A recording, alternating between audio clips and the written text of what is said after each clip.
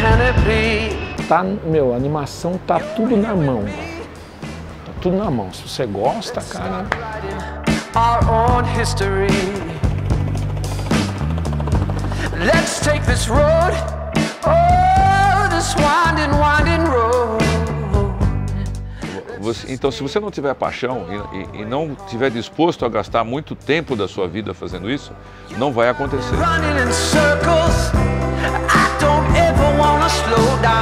Tudo que é artístico tem a ver com a nossa área, por mais que você seja comercial no que está fazendo.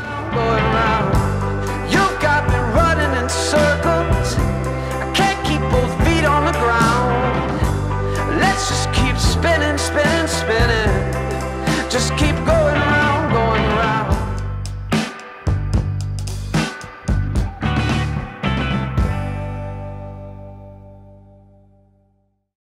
A gente começou a Vetor em 1985 e nessa época eu era ilustrador, trabalhava com ilustração tradicional, usando aerógrafo, e-mails tradicionais, tinta, guache, etc. Eu era até que bom no assunto, né? Estava bem encaminhado, eu queria muito trabalhar com efeitos especiais, mas tinha tido experiências assim não muito animadoras no campo dos efeitos especiais para filme publicitário aqui no Brasil, que era uma arte muito mal avaliada, muito mal, né, conduzida. Mas eu gostava de cinema, sentia a falta do movimento nas minhas ilustrações, né? E aí foi quando a gente começou a ter contato, naquela época, com computação gráfica, com as primeiras coisas feitas em computador para TV, especialmente através das vinhetas da Globo. E eu imediatamente me interessei por aquilo, quis trabalhar com aquilo, fui atrás e me envolvi com cursos e com assim, os primeiros passos que eram dados aqui no Brasil pela Globo, pela Globotech e tal. Fui atrás de ter contato com isso. E nesse meio tempo conheci o Sérgio Salles, meu sócio, que tinha uma produtora de vídeo e me procurou para fazer uma ilustração para um folheto da produtora, veja que curioso. E aí eu disse para ele, pô, Serginho, vocês não querem ter um efeito, né, uma coisa em computação gráfica aí na sua produtora?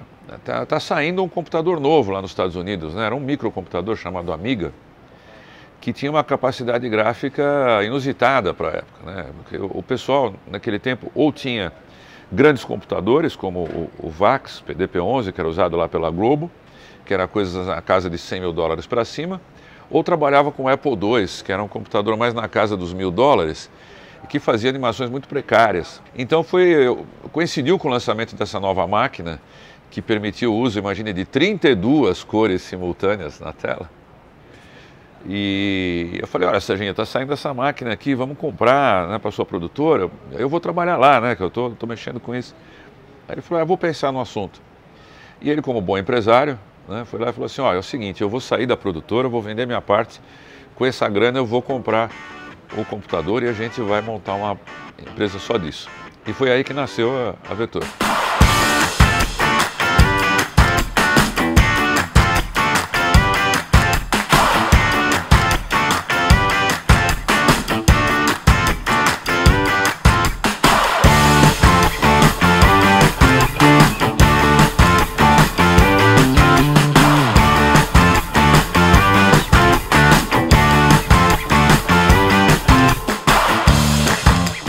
Lobo é um estúdio fundado são dois sócios, né? O Matheus de Paula Santos e o Nando Cohen.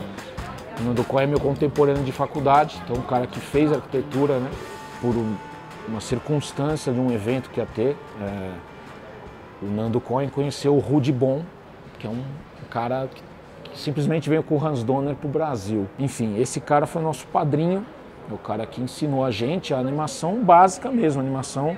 A gente conheceu mesa de luz, aprender a fazer um storyboard, quer dizer, aprender a contar uma história ali, seja uma coisa de 5 segundos ou de 30, desenhar, como conto isso, como é que eu enquadro. Enfim, esse cara ensinou esses princípios básicos pra gente e acabou trazendo os primeiros trabalhos, né? Um cara que tinha contatos, então um deles que marcou muito e que aí acabou chamando a atenção da Vetor Zero para saber, pô, quem são esses moleques que estão fazendo esse negócio? Vamos dizer, uns efeitos especiais mesmo, para um filme que chamava For All. Então, a Lobo, nesse caso, fez o que seriam os efeitos mesmo, replicou o avião, né? Então a gente criava, o avião americano tem aquela pintura, né, na lateral, com boca de, né, tubarão, tem toda aquela coisa, né, agressiva de imagem para a guerra. Então a gente tinha que criar tudo isso, porque o negócio legal do 3D, na verdade, é o defeito, né? O 3D não é para atingir a perfeição, o 3D ele fica real quando você adiciona defeito. É isso que dá verdade, entendeu? E isso foi um dos contatos da Lobo com a Vetor Zero, né? Acabou gerando interesse da Vetor Zero, que já era uma empresa, uma história, né, já de precursora da computação gráfica no 3D realista, né, na coisa. E a gente era um dos caras que tinha uma coisa que ainda eles não tinham, que era a coisa da animação.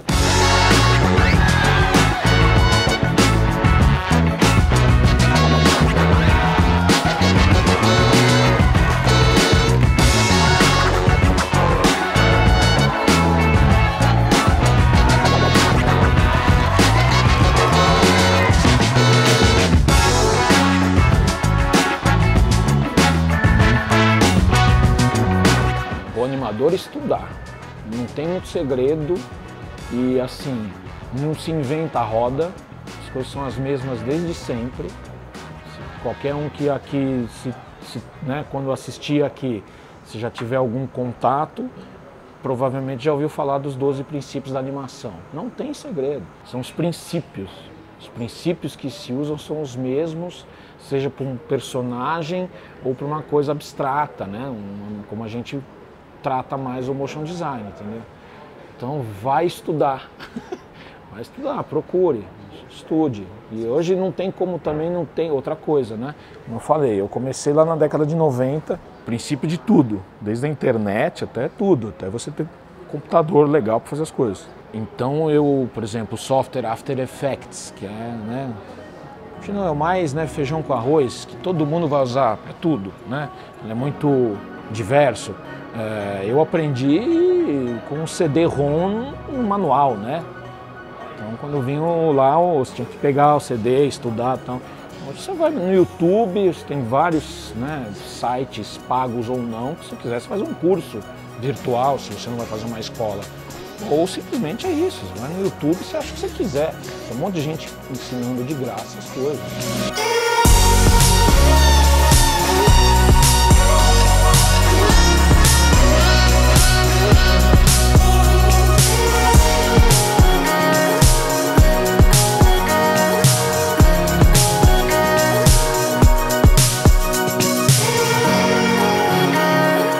Então eu fui de uma geração criada, talvez a primeira geração criada com televisão, né? Eu nasci em 1960, né? No meu tempo a televisão era preto e branco e a gente começou a ver os primeiros filmes de heróis, as primeiras séries de heróis apareceram nessa época aqui no Brasil, né? Eu lembro do meu pai falar do Tocha Humana, do Namor, Heróis da Marvel já, mas ele tinha conhecimento disso pelo rádio, né? Mesmo o gibi era uma coisa que estava começando a chegar aqui. Então eu acho que talvez eu tenha sido a primeira geração de nerds. Então, heróis da minha infância, por exemplo, era o National Kid. Eu tinha 4 anos quando apareceu o National Kid aqui no Brasil. Aí depois Ultraman, Ultra Seven, Thunderbirds, que era aquele filme de bonequinhos que algumas pessoas conhecem. Ainda hoje eu acho espetacular. E eu me apaixonei por isso e me envolvi nisso. Eu gostaria de fazer isso, gostaria de trabalhar com isso. Os primeiros desenhos da Marvel, que o pessoal chamava de desenho desanimado, porque os personagens eram quase todos posados, né? Era quase como se fosse um quadrinho em movimento. E cresci envolvido com isso, a ponto de ser discriminado, né? na escola, na universidade. Na universidade eu era um nerd, imagina, eu primeiro fui fazer engenharia, que era exatas, e vi que eu não tinha absolutamente paciência para cálculo. Eu queria ver resultado, mas a parte matemática da coisa me irritava muito, e aí fui fazer artes plásticas. E aí não funcionava nem de um lado nem do outro, eu era um intermediário, né? Então, a minha profissão é uma coisa que não existia na época. Então, hoje, você vê que a gente emprega aqui, especialmente o pessoal que vem de arquitetura, porque era talvez a única disciplina em que você juntava muito bem exatas e humanas. Se todo mundo tem as mesmas referências, ninguém é diferente, entendeu? Agora, se você é capaz de cruzar referências de várias áreas, aí você vê que você tem uma coisa a oferecer diferente. Quais são as suas referências, entendeu? Quais são os seus interesses? E aí você fala, pô, isso aqui realmente eu nunca dei muita bola. Vai lá dar uma olhada, entendeu? Vai lá então, você não gosta de teatro, vai assistir umas peças de teatro, vai ver o que é interessante de iluminação, de figurino, de cenário. Tudo que é artístico tem a ver com a nossa área. Por mais que você seja comercial no que você está fazendo. Tudo que é artístico pode te trazer um negócio legal, justamente porque às vezes a demanda é comercial, ela não tem nada de super especial. Se você consegue colocar algum valor artístico, você já fez uma grande coisa. E aí isso é visto, entendeu? Fala, pô, caramba, é um comercial, sei lá do que, mas pô, tem um puta negócio legal aqui, entendeu? Tem um cuidado, tem um negocinho ali, entendeu? Não é o pão na chapa só.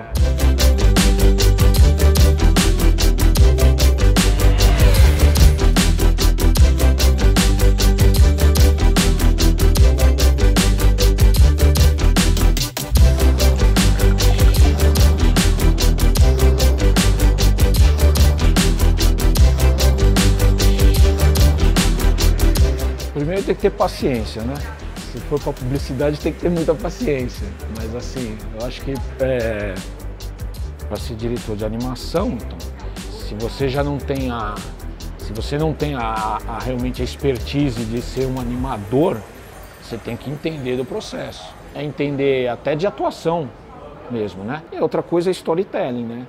Então é contar a história. Agora, se você trabalhar com publicidade, como diretor de animação, não só animação, diretor, você tem que saber que você tem um cliente e tem que atender uma demanda do cliente, ponto final. Um prazo, que às vezes pode te favorecer o seu extremamente injusto, e tem horas que você não pode ficar com o ego ferido, entendeu? Não tem espaço para milindre. É muito mais importante como diretor eu resolver vários problemas do que ficar num só montando um filme, né? Isso é o que me faz ser um diretor, né? Então eu tenho que estar atento a essas demandas e estar atento então a chegar para a equipe, explicar, pô, pessoal, olha, vamos lá, sangue frio, vamos voltar e tal, o que nós vamos fazer. Você tem que sempre estar pensando em soluções.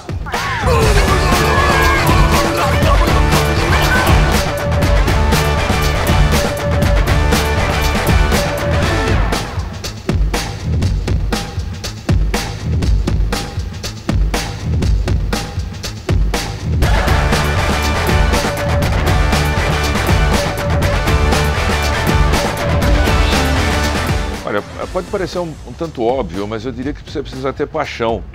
Você precisa estar encantado com a ferramenta, você está encantado com a produção, né? Se você é um cara que gosta de videogame, que você gosta de filmes da Marvel e você gosta de ver esses efeitos acontecendo, é uma coisa que não vai desaparecer, né? Vai ficar impossível você fazer cinema sem ter isso daqui a né? Hoje já é muito difícil você fazer cinema, pelo menos cinema comercial, sem você ter nenhum tipo de intervenção digital.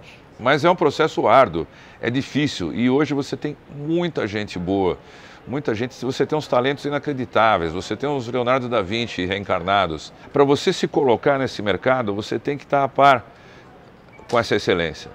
Você não pode estar abaixo, senão você não vai conseguir, vai ser uma coisa cada vez mais competitiva, você vai ter que estudar muito, você vai ter que ter muito rigor para julgar o seu trabalho.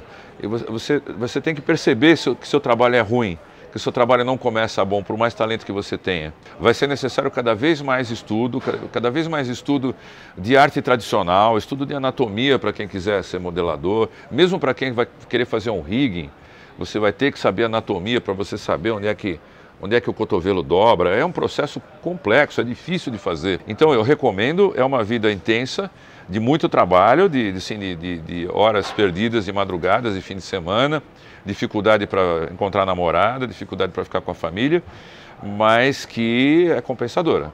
Porque quando você vê o trabalho seu no ar, um trabalho que você gostou, que ficou bem feito e tal, não é fácil também, quando se torna um trabalho, né, toda paixão, quando se torna um trabalho, ela é incômoda. Vai ter momentos que você vai ficar bravo, que você vai ficar chateado, que o que você queria fazer não foi aprovado, que você não conseguiu terminar o trabalho, deixar tão bom quanto você queria, ou mesmo que um cliente estragou o que você estava fazendo de bom, você estava fazendo um negócio muito legal, o cliente rejeitou e mandou você fazer uma coisa odiosa. Tudo isso faz parte, mas se você tiver a paixão, você vai continuar. Que no fundo você precisa ter uma formação, um interesse por várias áreas, né? Hoje você tem cursos, tá bom, se você quiser ser motion designer, você pode frequentar escolas e tem cursos específicos para isso, mas não é que seja o fundamental, essencial. Acho que você tem que ter uma bagagem para justamente fazer um curso desse, entendeu? Daí pegar aquele meu interesse em comunicação visual, que era uma disciplina da faculdade, e evoluindo isso para computação gráfica, que estava, né, engatinhando, mas aparecendo coisas para se fazer.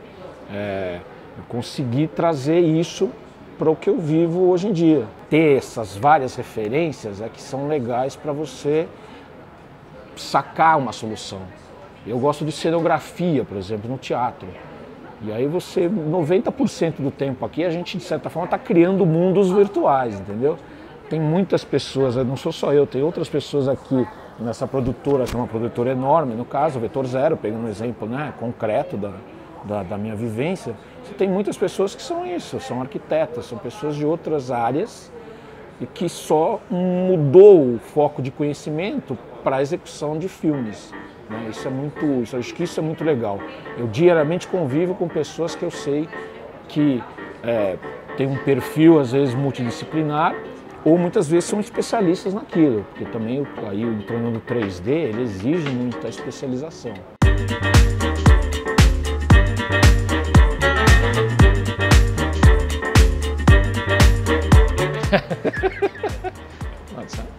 Bom, tá bom, só pro forma, Mac, né? Só.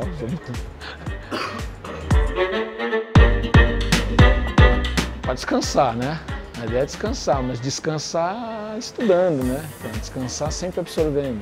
É isso, você absorve no cinema, absorve lendo, absorve tudo. Sempre precisa descansar, não é para trabalhar não, tá? Tudo bem, quem é novo aí rala pra caralho, eu já não, eu tenho pavor já.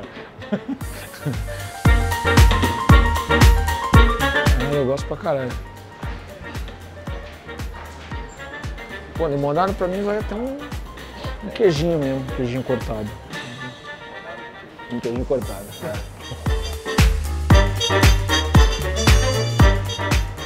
Puta, limonada.